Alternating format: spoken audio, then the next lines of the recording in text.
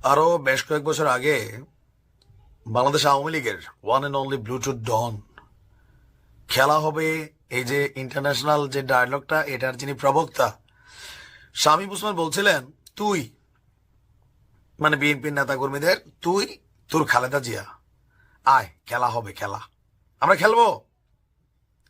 এখন সেই খেলা শামীম ওসমানের উপর অনেক ভারী পড়তে যাচ্ছে। 5ই আগস্টের আগেই কিন্তু পালাই গেছিল শামীম ওসমান এবং তার পরিবার। আর 5ই আগস্ট পরবর্তী সময় তার অবস্থান আমরা দেখেছি দিল্লিতে, এরপরে বিভিন্ন মারফতে দেখলাম যে আমরা দুবাইতে অবস্থান করছেন। বাট প্রকৃতভাবে কোথায় শামীম ওসমান আছে এটার স্পষ্ট তথ্য নেই। এখন এই যে তিনি গায়েব হয়ে গেলেন, গায়েব থেকে তাকে খোঁজে বের করে বাংলাদেশে ফিরানো হবে, তারপরে ওনার সাথে খেলা হবে। আর এইসব কারা করছে? অন্তর্বর্তী সরকার তো করছেই। অনেক আওয়ামী লীগের নেতাকর্মীরা ভাবতেছে যে সরকার পতনের পর বিএনপির যে অবস্থানটা, অনেক কিছুতে আওয়ামী লীগের পক্ষে যাচ্ছে, সম্ভবত বিএনপি বিষয়টাকে পজিটিভ নিচ্ছে বা মায়া দেখাচ্ছে। আসলে কিন্তু তা না। সিচুয়েশনটা এমন, বিএনপি ওই জিনিসগুলোতেই শক্ত হচ্ছে যেগুলা তাদের জন্য দরকার। যেমন সংবিধান, এই 72-এর সংবিধান বিএনপির জন্য দরকার। রাষ্ট্রপতি আওয়ামী লীগের সাথে পিরিতি না, নিজেদের প্রয়োজনে রাষ্ট্রপতিকে রাখা দরকার। আরো অনেক কিছু, এগুলা বিএনপি নিজেদের স্বার্থেই করছে। কিন্তু আওয়ামী লীগের কঠিন বিচার করবে ক্ষমতায় আসলে, এটা বাস্তব। আর অলরেডি পুরা আওয়ামী লীগের মধ্যে শামীম ওসমানকে নিয়েই খেলা শুরু হয়ে গেছে।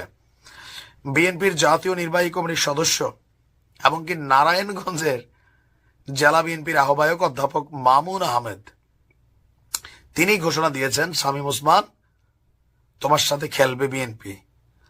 ছাত্র জনতার উপর গুলি চালিয়েছিল, এই সকল অপরাধ নারায়ণগঞ্জে দীর্ঘদিন সন্ত্রাসী কর্মকাণ্ড চলেছে শামীম ওসমানের নেতৃত্বে।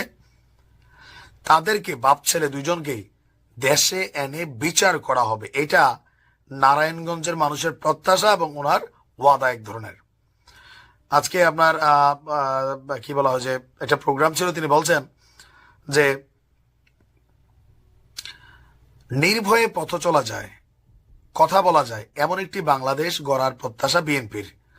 রাজনীতিবিদদের দেখলে কারুর বুকের পানি যেন শুকিয়ে না যায়। আর অতীতে এই নারায়ণগঞ্জে সকল কিছুর সাম্রাজ্য, গুন্ডামি, পান্ডামির একটা আখড়া বানিয়েছিল শামীম ওসমান এবং তার পরিবার বা রিলেটিভসরা। দীর্ঘ 16 বছর মানুষ বন্দী ছিল এই পরিবারটার কাছে বা তাদের যে সিন্ডিকেট আছে। বিএনপি ক্ষমতায় আসলে শামীম ওসমানকে নারায়ণগঞ্জের মানুষ, মানে বিএনপি যারা আছেন বাংলাদেশের বিএনপি বা নারায়ণগঞ্জের বিএনপি নেতাকর্মীরা ফিরিয়ে আনতে চায়, তারপর খোলা মাঠে খেলতে চায় কতটা খেলোয়াড় তিনি হয়েছেন। বিএনপি কিন্তু কঠিন কঠিন কিছু কর্মকাণ্ড করবে, এটা মনে রাখেন, যদি পারে আর কি। সরকারে থাকলে অনেক কিছু পারবে, নাও পারতে পারে, বাট খেলা হবে শামীম ওসমানের সাথে।